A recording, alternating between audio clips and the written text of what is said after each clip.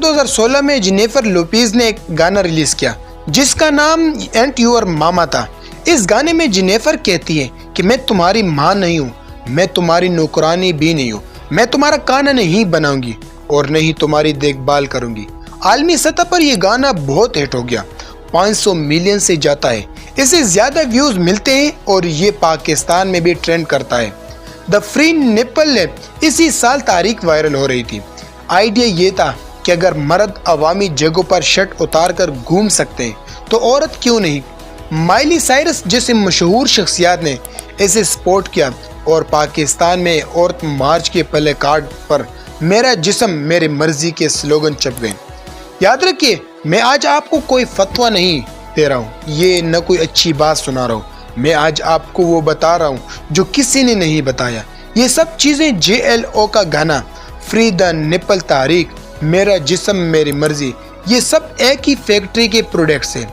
और जब आप इस फैक्ट्री का नाम सुनेंगे तो आपके होश उड़ जाएंगे।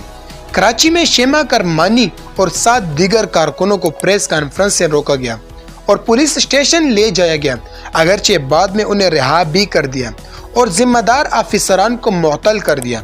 लेकिन असल सवाल ये है कि ये फेमिनिस्ट तारीखें, JLO का गाना और ये एजेंडा आखिर आया कहाँ से, उसे फंड कौन कर रहा है। ये कहानी 1848 में न्यूयॉर्क के इलाके सेनेका फॉल्स से शुरू होती है। अजपत केडी स्टेशन ने डिक्लेरेशन ऑफ सीमेंट्स पढ़ा जिसमें कहा गया कि तमाम मर्द और औरतें बराबर हैं। वो वोट का हक मांग रही थी। ये 1920 तारीख मंथ की थी और मैं अमेरिका औरतों के वोट का हक मिल गया, यहाँ तक सब ठीक था। 1963 में बेटी फ्रेजन ने किताब लिखी द फाइनेंस मिस्टेक।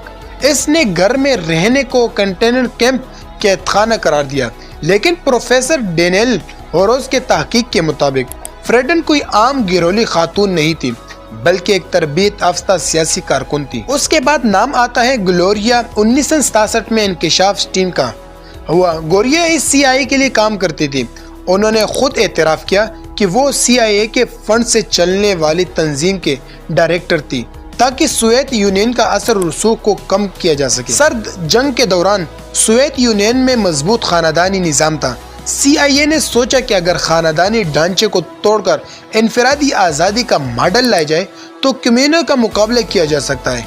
इसी दौरान फ्रांसीसी फलसफी सिमोन डी बुवायर ने लिखा है कि औरत पैदा नहीं होती बल्कि बनाई जाती है, यानी सनफ माज एक समाजी तामीर है।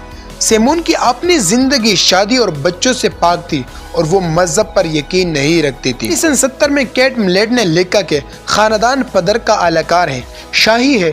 आज ये नजरियात पाकिस्तान की टॉप यूनिवर्सिटियों में जेंडर स्टडीज के नाम से पढ़ाए जाते हैं। 1975 में अक़वाम मुत्तहिदा जा रहे थे। कॉन्फ्रेंस के बाद ये CIA से जुड़ा एजेंडा आलमी फंडिंग, NGOs और तैलीमी ग्रांट्स का हिस्सा बन गया। 1960 में अमेरिका में तलाक 2.2 थी जो 1980 की शरह में 136 हो गई। उसके बाद 2009 तक ज्यादा हो गई। 1970 के बाद से जैसे फेमिनिस्ट तारीख बढ़ी, खवातीन की खुशी के गिराफ में मुसलसल कमी आई। खुद जेनिफर लोपेज ने जो आई एंड योर मामा गाती है अपनी तन्हाई का इतराफ कर चुकी है। पाकिस्तानी औरत के असल मसाइल पाकिस्तान में कारोबारी वनी तेजाब कर दी है और तालीम से महरूमी जैसे हकीकी मसाइल मौजूद है। इनके खिलाफ आवाज़ उठाना हक है, लेकिन मेरा जिस्म मेरी मर्जी या JLO का गाना इन दही खवातीन के मसाइल हल नहीं करता जिन्हें स्कूल जाने से रोका जाता है। ये एक इम्पोर्टेंट आइडियोलॉजी है जो हमारी ज़मीन के लिए नहीं बनी। कुरान पाक की सूरह अहज़ाब में अल्लाह ने फरमाया, मर्द और औरत दोनों का जिक्र बराबर अजर है और मग़फ़िरत के वादे भी है। दोस्तों, 1963 के साथ क्या है?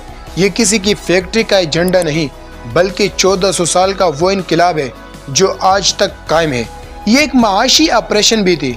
ख़वातीन को घर से निकालो, वर्क फोर्स को डबल करो, GDP बढ़ाओ और टैक्स वसूल करो। नतीजा ये निकला कि ख़ानदान टूट गए और मार्केट ने मुनाफा कमाया। पाकिस्तान की औरत को इस आलमी ऑपरेशन का निशाना नहीं बनना चाहिए। हमारे मसाइल का हल हमारे अपने रब के दिए हुए फ्रेम वर्क में है, किसी बरामद शुदा नजरिए में नहीं।